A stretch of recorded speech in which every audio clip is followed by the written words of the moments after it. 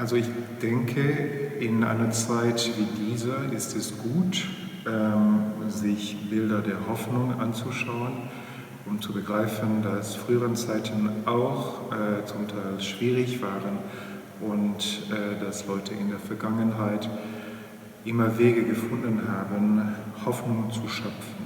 Also einige Bilder der Hoffnung aus der Skulpturensammlung, aus der Kunst des Mittelalters. Und ich wollte hier anfangen bei diesem wunderbaren Engel aus Köln aus dem 12. Jahrhundert.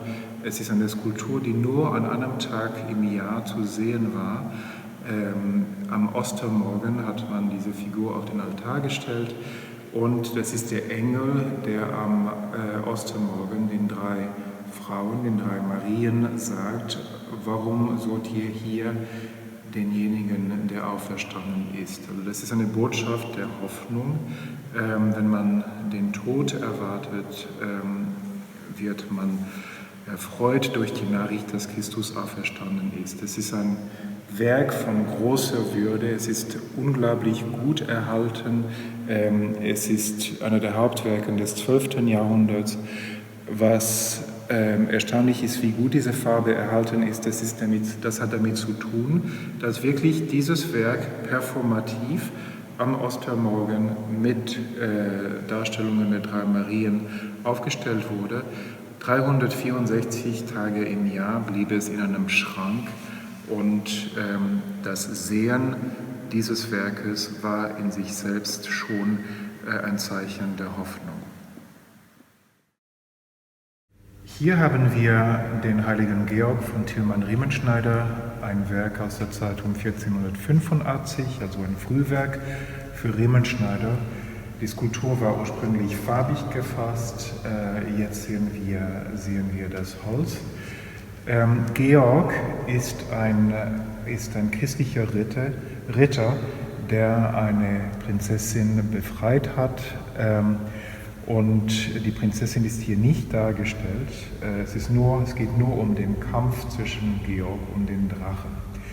Und es gibt allerlei Darstellungen dieses Themas und bestimmte sind sehr theatralisch. Riemenschneider ist nie theatralisch. Riemenschneider schreit nie. Er spricht überzeugend und klar. Und das ist auch die Botschaft dieser Skulptur, dass der Sieg des Guten, also hier Georg, über den Bösen, das ist der Drache. Es gibt keinen Zweifel, dass das Gute siegen wird. Und ich finde das auch beruhigend, solche Bilder zu haben, wo die dann verkünden, am Ende wird das Böse besiegt. Und hier stehen wir vor einer der Ikonen des Bode-Museums. Das ist die Schutzmantel-Madonna von Michael Erath. Das Werk ist um 1480 in Ulm entstanden und befindet sich seit 1850 in Berlin.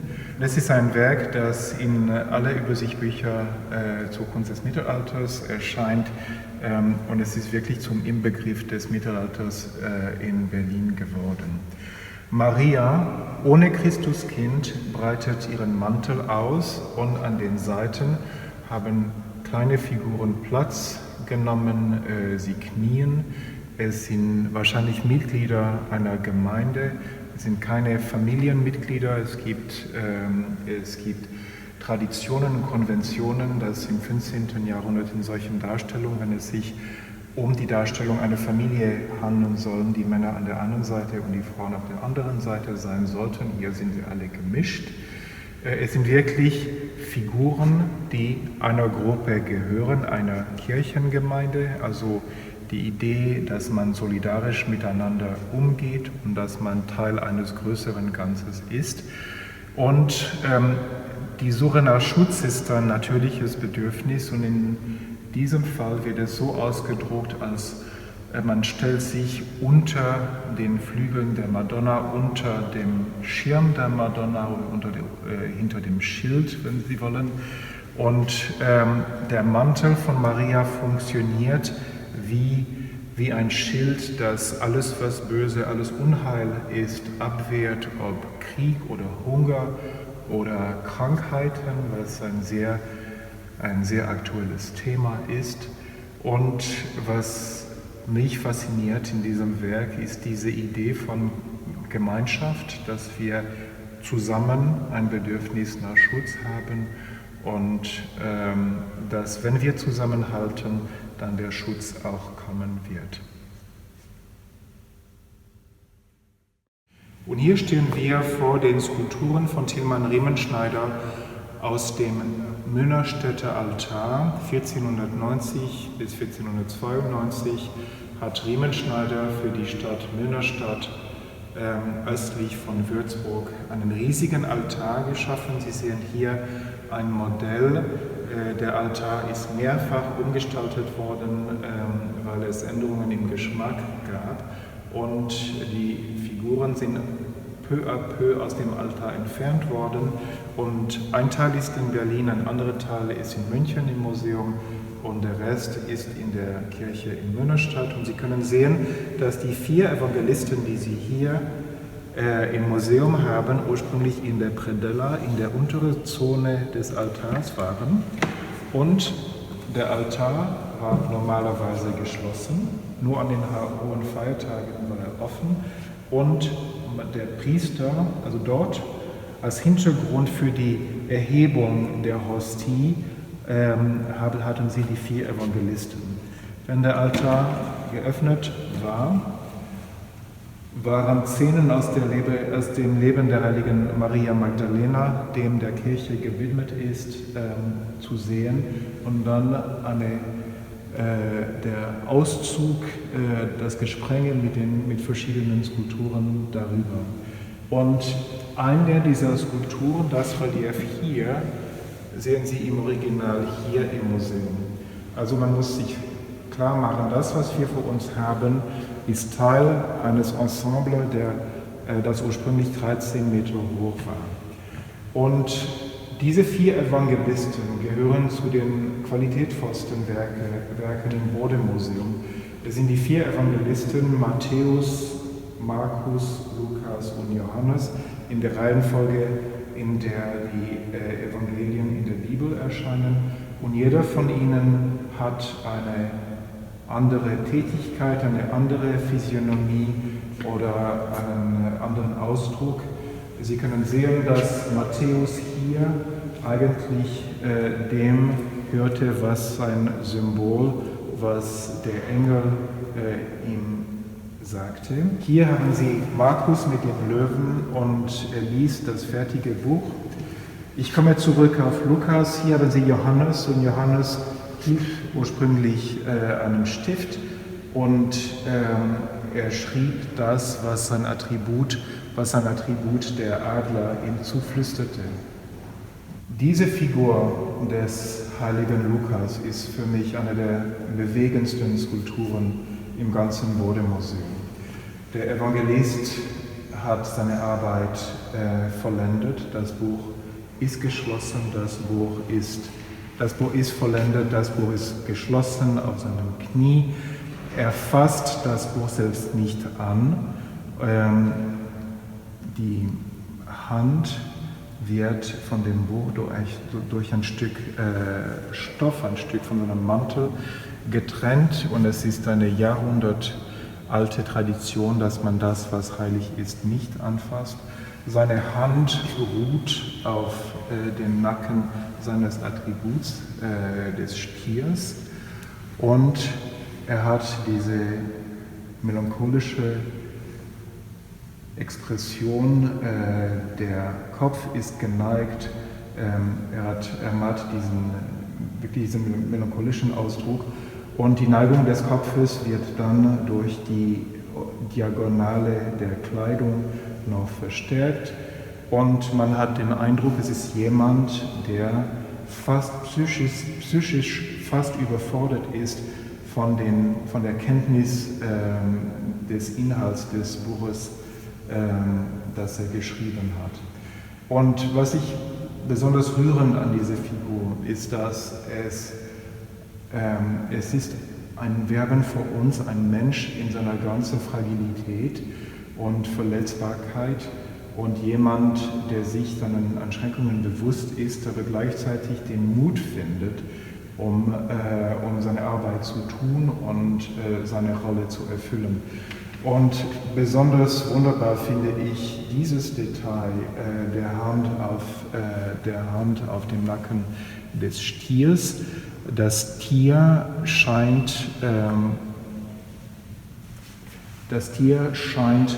eigentlich zu suggerieren, dass es den Gemütszustand des Menschen versteht und der Ausdruck scheint zu sagen, es wird am Ende alles gut sein.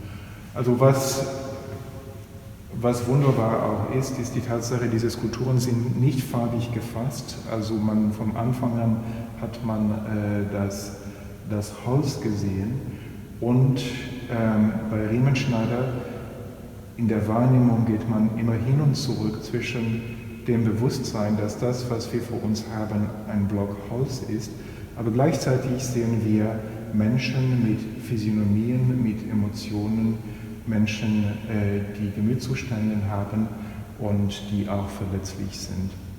Und es sind ganz wunderbare Werke, die eigentlich deutlich machen, warum Riemenschneider immer so populär ist.